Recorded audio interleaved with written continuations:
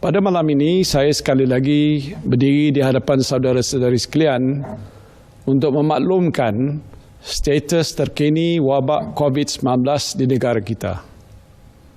Hari ini saja, terdapat 117 kes jangkitan baru yang menjadikan jumlah keseluruhan kes positif COVID-19 sebanyak 790. Ini bukanlah perkembangan yang mengembirakan kita. Langkah-langkah tegas perlu terus diambil untuk membendung wabak ini daripada terus merebak. Kerana itulah kerajaan kita melaksanakan Perintah Kawalan Pergerakan yang mula berkuat kuasa pada hari ini. Saya ingin menjelaskan tujuan kerajaan melaksanakan perintah ini. Kenapa sekolah, universiti dan sebahagian pejabat, premis perniagaan dan kilang ditutup? Tujuannya ialah supaya saudara-saudari tidak perlu bergerak ke sana sini. Saudara-saudari tak perlu bersesak-sesak dalam LRT, MRT ataupun bas untuk ke tempat kerja. Tidak perlu bersesak di kantin ataupun di kedai makan di waktu rehat tengah hari. Anak-anak kita tidak perlu pergi ke sekolah, tidak perlu mengikuti aktiviti-aktiviti sukan dan lain-lain yang boleh mendedahkan mereka kepada jangkitan virus COVID-19 ini. Selama tempoh 2 minggu ini, saudara-saudari dan anak-anak hanya perlu berada di rumah. Just stay at home. Luangkan masa bersama-sama anak, isteri dan ahli keluarga. Tidak perlulah keluar ke mana-mana. Dengan cara ini, saudara-saudari terhindar daripada jangkitan COVID-19 dan penularan wabak ini insya-Allah dapat kita bendung. Inilah tujuan sebenar Perintah Kawalan Pergerakan dilaksanakan oleh kerajaan.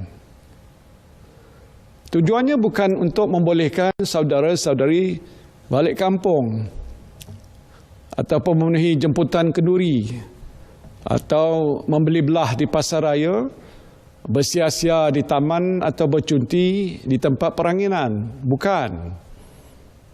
Tujuannya ialah supaya saudara-saudari duduk di rumah. Just stay at home and protect your family and yourself. Saya sebutkan perkara ini kerana semalam ramai yang balik ke kampung. Tak ada salah lah balik ke kampung.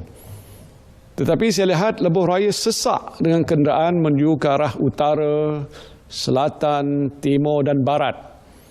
Stesen bas juga sesak dengan orang ramai yang ingin pulang ke kampung. Ribuan bilangannya. Saya takut melihat bilangan yang seramai itu. Oleh sebab itu saya ingin merayu kepada saudara-saudari, tolonglah. Stay put where you are. Yang ada di Kuala Lumpur, duduklah di Kuala Lumpur. Yang ada di Johor Bahru, duduklah di Johor Bahru. Kalau di Pulau Pinang, duduklah di Pulau Pinang. Kalau anda merancang untuk pulang ke kampung, batalkanlah dahulu niat ini. Pergilah balik ke kampung di waktu yang lain. Saya minta tolong untuk tempoh 2 minggu ini sahaja dulu. Kenapa? Kerana kita hendak putuskan rantaian jangkitan. We want to break the chain of infection of this virus. Supaya jumlah orang yang dijangkiti wabak virus COVID-19 ini dapat dikurangkan ataupun dihapuskan. Kenapa tempoh Perintah Kawalan Pergerakan ini selama 2 minggu? Inilah COVID-19 ini mempunyai hayat inkubasi ataupun incubation 2 minggu. Terdapat kes di mana simptom hanya muncul selepas itu. Dan kerajaan berharap selepas habis tempoh 2 minggu, mereka yang mempunyai simptom berjaya diasingkan untuk diberikan rawatan, menjadikan Malaysia ini bebas daripada COVID-19.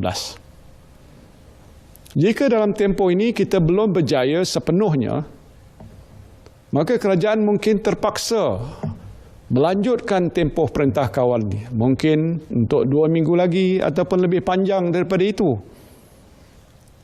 Dan oleh itu adalah penting bagi kita semua untuk mengasingkan diri dan juga keluarga kita daripada terdedah kepada virus COVID-19 dengan berada di rumah. Saudara-saudari sekalian, virus ini berjangkit daripada manusia ke manusia menerusi sentuhan. Kalau saudara-saudari bergerak ke sana sini, apatah lagi bersesak di tempat awam, kemungkinannya untuk bersentuhan itu adalah tinggi sekali. Kerana itu kerajaan mengisytiharkan penutupan sekolah. Kenapa? Supaya anak-anak kita tidak perlu pergi ke sekolah. Jadi mereka tidak akan bersentuhan dengan rakan-rakan yang mungkin membawa virus COVID-19 ini.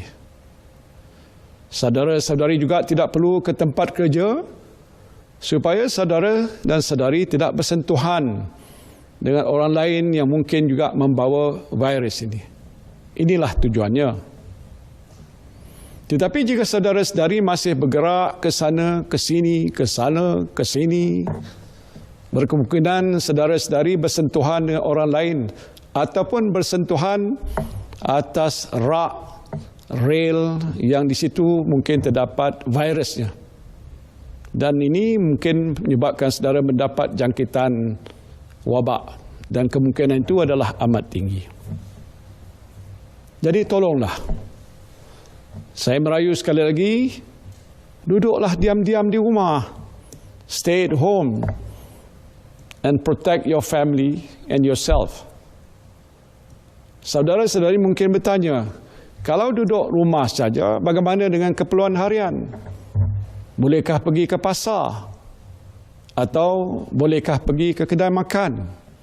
Jawapannya masih boleh. Pasar masih dibuka, tetapi amalkan penjagaan kesihatan yang rapi. Elakkan bersentuhan dengan cara menjarakkan diri daripada orang lain. Doktor menasihatkan sekurang-kurangnya mungkin 1 meter di antara kita dengan jiran kita dan sebagainya. Dan juga kita harus mengamalkan amalan untuk bersihkan diri kita, basuh tangan kita ini dengan menggunakan sabun ataupun sanitizer. Kalau boleh mandi dengan lebih kerap supaya badan kita sentiasa bersih. Kedai makan juga dibuka. Tetapi untuk mengelakkan risiko jangkitan, saudara-saudari tidak dibenarkan makan di kedai. Itu mungkin di masa-masa yang lain bila mana wabak ini sudah tidak ada lagi.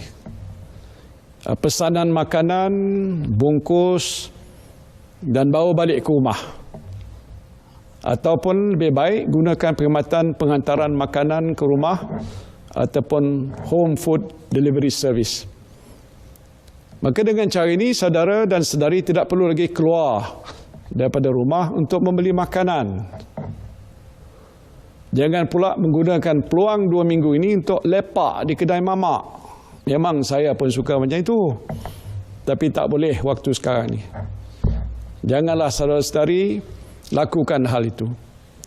Dan kalau itu kita lakukan, pastinya ia akan lagi meningkatkan risiko jangkitan virus ini kepada anda semua. Elakkan jugalah melepak dengan kawan-kawan di restoran, di kopitiam, di pusat hiburan, ataupun di mana-mana tempat yang boleh mendedahkan saudara-saudari kepada jangkitan wabak ini. Saya tahu ketika ini adalah musim kenduri kahwin. Maklumlah cuti sekolah ni, ramai yang membuat majlis kenduri kahwin. Saya ingin mengingatkan saudara-saudari, termasuklah dalam perintah kawalan pergerakan ini ialah perhimpunan ramai. Dan antaranya ialah dalam majlis kenduri kahwin. Mungkin seorang, bukan seorang, mungkin 100 ataupun 1000. Jadi kepada ibu bapa pengantin saya minta tolong sangat-sangat. Buat sementara ni batalkan kenduri itu. Akad nikah bolehlah dibuat. Tetapi majlis kenduri ini mungkin boleh dibuat di tempoh masa yang lain. Untuk seketika ini kita tangguhkanlah. Apabila keadaan telah bertambah baik, buatlah kenduri untuk anak kesayangan ni. Nak sebesar mana pun tidak ada sekatan dan halangan. Saya fikir anak tuan-tuan dan saudara-saudara, saudara mara yang dijemput hadir, faham masalah besar yang kita sedang hadapi pada waktu ini. Jangan malu ataupun segan. Beritahu tetamu yang telah dijemput bahawa kenduri kahwin yang dirancangkan ini terpaksa dibatalkan kerana masalah COVID.